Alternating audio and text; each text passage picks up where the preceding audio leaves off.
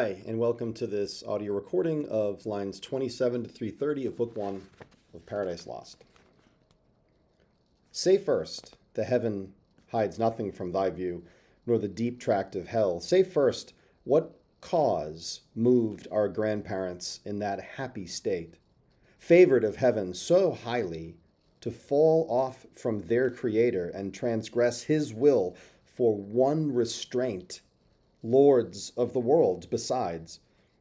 Who first seduced them to that foul revolt? The infernal serpent. He it was whose guile, stirred up with envy and revenge, deceived the mother of mankind. What time his pride had cast him out from heaven with all his host of rebel angels, by whose aid, aspiring to set himself in glory above his peers, he trusted to have equaled the Most High if he opposed, and with ambitious aim against the throne and monarchy of God raised impious war in heaven and battle proud with vain attempt. Him the almighty power hurled headlong, flaming from the ethereal sky with hideous ruin and combustion down to bottomless perdition, there to dwell in adamantine chains and penal fire, who durst defy the omnipotent to arms. 9 times the space that measures day and night to mortal men, he, with his horrid crew, lay, vanquished, rolling in the fiery gulf, confounded though immortal. But his doom reserved him to more wrath. For now the thought both of lost happiness and lasting pain torments him. Round he throws his baleful eyes that witnessed huge affliction and dismay, mixed with obdurate pride and steadfast hate. At once, as far as angels can, he views the dismal situation, waste and wild, a dungeon horrible on all sides round, as one great furnace flamed, yet from those flames no light, but rather darkness visible, served only to discover sights of woe, regions of sorrow, doleful shades where peace and rest can never dwell, hope never comes, that comes to all but torture without end still urges, and a fiery deluge fed with ever-burning sulfur, unconsumed. Such place eternal justice had prepared for those rebellious. Here their prison ordained in utter darkness, and their portion set, as far removed from God and light of heaven, as from the center thrice to the utmost pole. Oh, how unlike the place from whence they fell. There, the companions of his fall, o'erwhelmed with floods and whirlwinds of tempestuous fire, he soon discerns. And weltering by his side, one next himself in power and next in crime, lying long after known in Palestine and named Beelzebub, to whom the archenemy, and thence in heaven called Satan, with bold words breaking the horrid silence, thus began. If thou beest he, but oh, how fallen, how changed from him who in the happy realms of light, clothed with transcendent brightness, didst outshine myriads, though bright. If he whom mutual league, united thoughts and counsels, equal hope and hazard in the glorious enterprise, joined with me once, now misery hath joined in equal ruin, into what pit thou seest from what height fallen, so much the stronger proved he with his thunder. Until then, who knew the force of those dire arms? Yet not for those, nor what the potent victor in his rage can else inflict, do I repent or change. Though changed in outward luster, that fixed mind and high disdain from sense of injured merit, that with the mightiest raised me to contend and to the fierce contention brought along innumerable force of spirits armed that durst dislike his reign, and me preferring his utmost power with adverse power opposed in dubious battle on the plains of heaven, and shook his throne. What, though the field be lost? All is not lost. The unconquerable will and study of revenge, immortal hate and courage, never to submit or yield, and what is else not to be overcome. That glory never shall his wrath or might exhort from me, to bow and sue for grace with suppliant knee, and deify his power, whom from the terror of this arm so late doubted his empire? That were low indeed. That were an ignominy and shame beneath this downfall. Since by fate and strength of gods and this imperial substance cannot fail, since through experience of this great event, in arms not worse, in foresight much advanced, we may with more successful hope resolve to wage by force or guile eternal war, irreconcilable to our grand foe, who now triumphs. In the excess of joy, sole reigning, holds the tyranny of heaven. So spake the apostate angel, though in pain, vaunting aloud, but racked with deep despair, and him thus answered soon his bold compeer, Beelzebub. O prince, O chief of many throned powers, that led the embattled seraphim to war under thy conduct, and in the dreadful deeds fearless, endangered heaven's perpetual king, and put to proof his high supremacy, whether upheld by strength or chance or fate. Too well I see and rue the dire event that with sad overthrow and foul defeat hath lost us heaven, and all this mighty host in horrible destruction laid thus low, as far as gods and heavenly essences can perish. For the mind and spirit remains invincible, and vigor soon returns, though all our glory extinct and happy state here swallowed up in endless misery. But what if he, our conqueror, whom I now of force believe almighty, since no less than such could have o'erpowered such force as ours, have left us this, our spirit and strength entire, strongly to suffer and support our pains, that we may so suffice his vengeful ire, or do him mightier service as his thralls by right of war, whatever his business be. Here, in the heart of hell, to work in fire, or do his errands in the gloomy deep, what can it then avail, though yet we feel strength undiminished or eternal being, to undergo eternal punishment? Whereto with speedy words the archfiend Satan replied, Fallen cherub, to be weak is miserable, doing or suffering, but of this be sure, to do aught good will never be our task, but ever to do ill our sole delight, as being the contrary to his high will, whom we resist.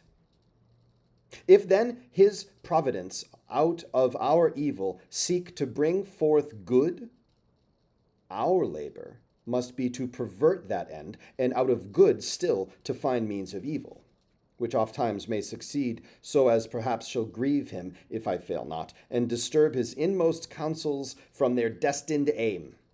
But see, the angry victor hath recalled his ministers of vengeance and pursuit back to the gates of heaven.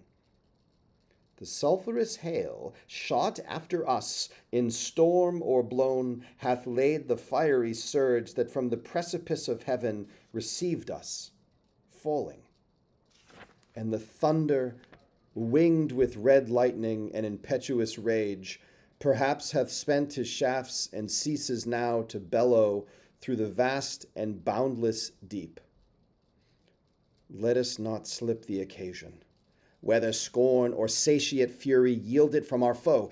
Seest thou yon dreary plain, forlorn and wild, that seat of desolation, void of light, save what the glimmering of these livid flames casts pale and dreadful? Thither let us tend, from off the tossing of these fiery waves, there rest, if any rest can harbor there, and reassembling our afflicted powers, consult how we may henceforth most offend our enemy, our own loss, how repair, how overcome this dire calamity, what reinforcement we may gain from hope, if not what resolution from despair. Thus, Satan, talking to his nearest mate, with head uplift above the wave and eyes that sparkling blazed. His other parts, besides, prone on the flood, lay extended long and large, lay floating many a rood, in bulk as huge as whom the fables name, of monstrous size, Titanian or earth-bound that warred on Jove, Briareos or Typhon, whom the den by ancient Tarsus held, or that sea beast Leviathan, which God of all his works created hugest, that swim in the ocean stream. Him, haply slumbering on the Norway foam, the pilot of some small night-foundered skiff, deeming some island oft, as seamen tell, with fixed anchor in his scaly rind, moors by his side under the lee, while night invests the sea and wished morn delays. So, stretched out huge in length, the arch-fiend lay, chained on the burning lake.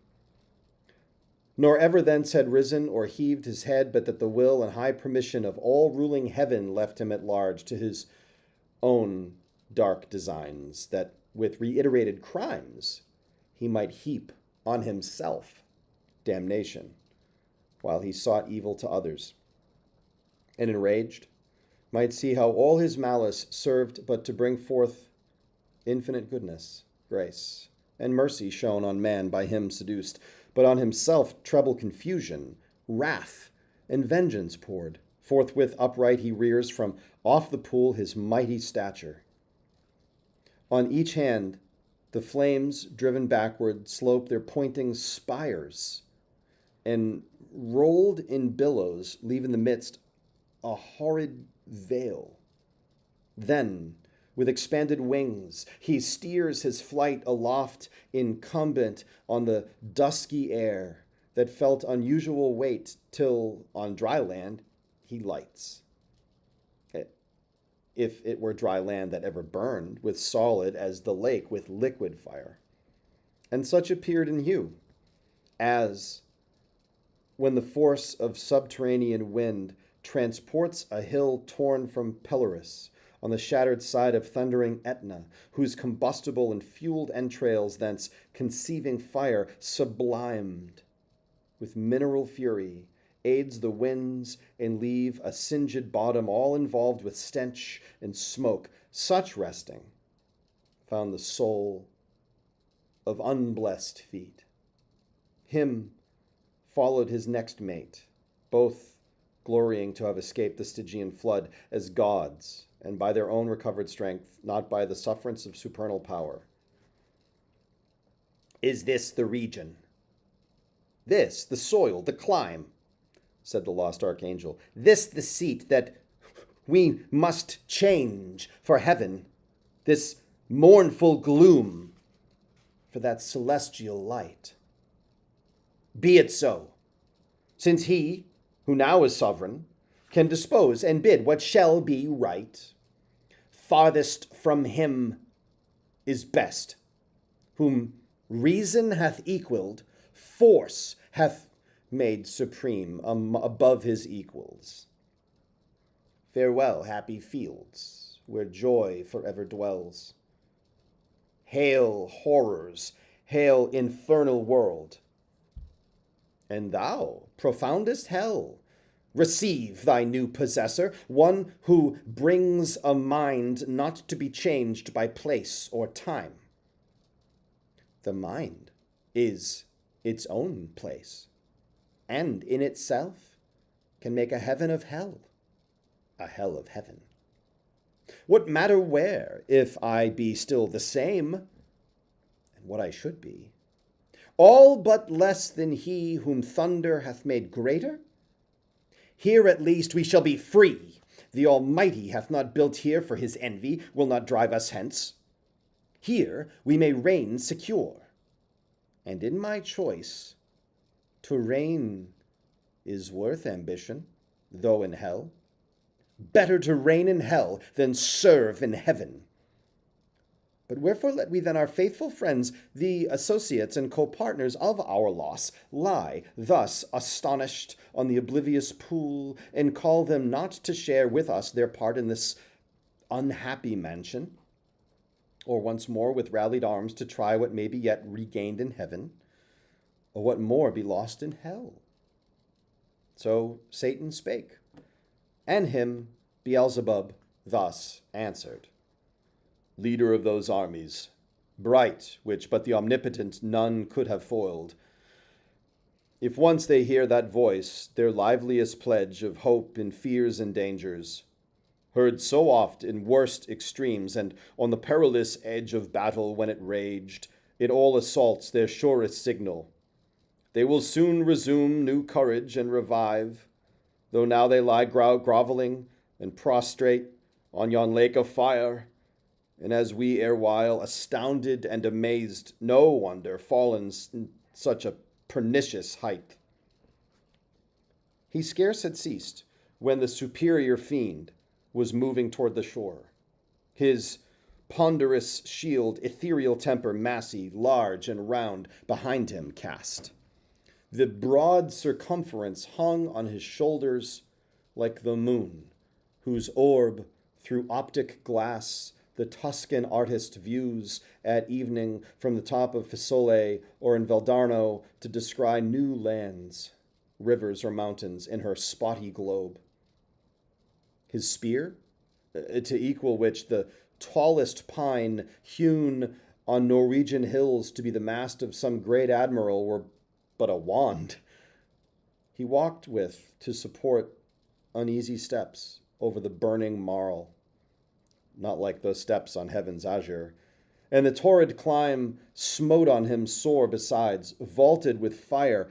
Nevertheless he so endured till on the beach of that inflamed sea he stood and called his legions, angel forms, who lay entranced thick as autumnal leaves that strew the brooks in Vallombrosa, where the Etrurian shades high overarched embower, or scattered sedge afloat, when with fierce winds Orion armed hath vexed the Red Sea coast, whose waves o'erthrew Busiris and his Memphian chivalry, while with perfidious hatred they pursued the sojourners of Goshen, who beheld from the safe shore their floating carcasses and broken chariot wheels.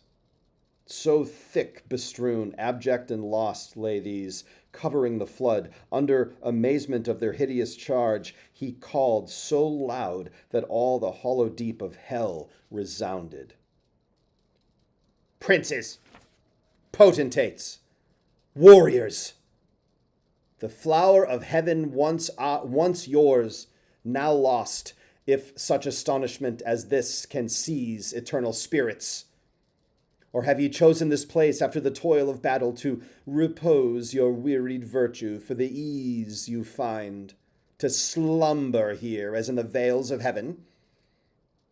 Or in this abject posture have ye sworn to adore the conqueror, who now beholds cherub and seraph rolling in the flood with scattered arms and ensigns, till anon his swift pursuers from heaven gates discern the advantage, and descending tread us down, thus drooping, or with linked thunderbolts transfix us to the bottom of this gulf.